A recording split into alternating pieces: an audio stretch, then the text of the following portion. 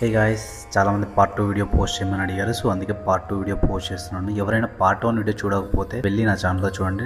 నేను డిస్క్రిప్షన్లో కూడా ఇచ్చాను లింక్, ఒకసారి వెళ్ళి వాచ్ చేయండి. నాకు కొండ మీద షూట్ చేసే ఛాన్స్ అంతగా దొరకలేదు. సో నేను షూట్ చేసిన కొన్ని వీడియోస్ మాత్రమే పోస్ట్ చేస్తున్నాను.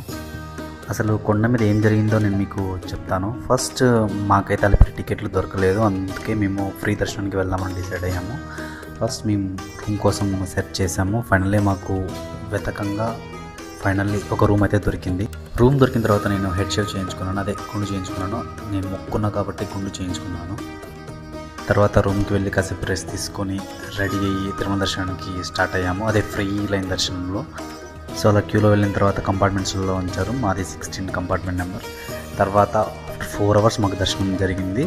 తర్వాత మేము లడ్డూస్ తీసుకొని చుట్టుపక్కల ఉన్న దేవుళ్ళని కూడా దర్శనం చేసుకొని రూమ్కి వెళ్ళాము. తర్వాత అన్నప్రసాద కేంద్రంలో భోజనం చేసి తిరిగి రిటర్న్ ఇంటికి ట్రావెలింగ్ స్టార్ట్ చేసాము.